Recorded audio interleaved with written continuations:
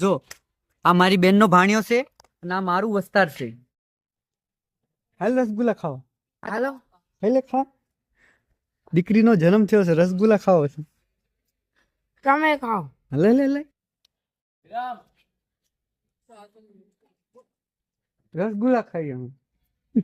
આપી જાઓ. એ મન તમે જે અત્યારે દવાખાનું જોયું ત્યાં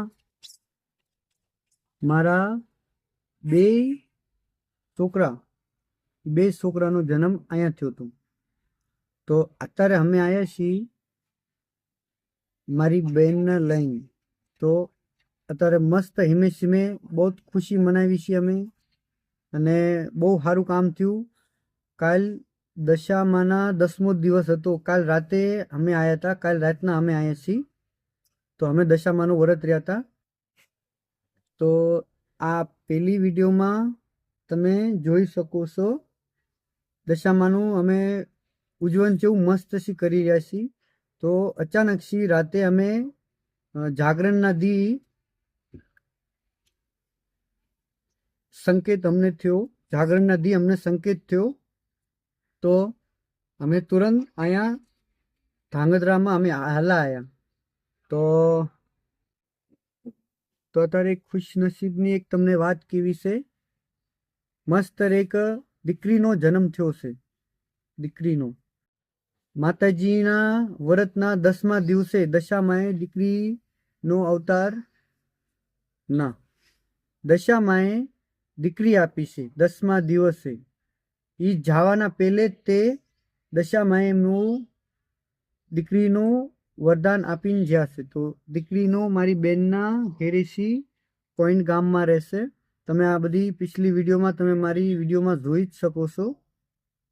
તો અમે અહીંયા આવ્યા છીએ. તો અમને બહુ સારું લાગી રહ્યું છે. દીકરી જોઈ અમે બહુ સારી છે.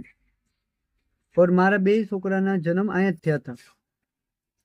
સ્વસ્તિક હોસ્પિટલ ડૉક્ટર ચિરાગ પંચાલ. અને આ દવાખાનું બહુ સારું છે.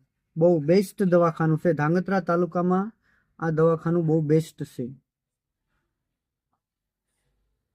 આ જો અમારી બેનનો મોટો ભાણિયો છે. જો આ હાલ્યો આવે ને અને અત્યારે રાતે 12 વાગ્યાના 11:30 વાગ્યાના આસપાસ જઈ રાતે દીકરીનો જન્મ થયો છે.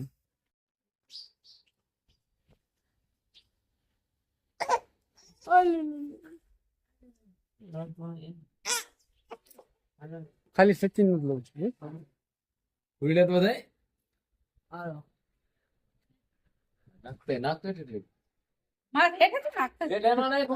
ઉપર નાખ.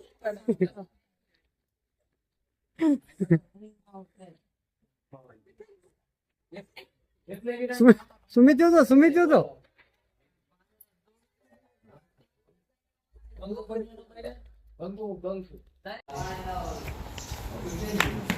અદો કોણ નહીં કોણ આ પકાય અરે બંધાવ બીજા ઉકી જાય જો કંકુ કાય હે જાય ને યાર આલે પડે સીધા પડાય સીધા હજી પાડી થારી હાલ ચાલો વાને રીતા લા લા લા લા આપણા સાયબર બેગ લઈ ઓલા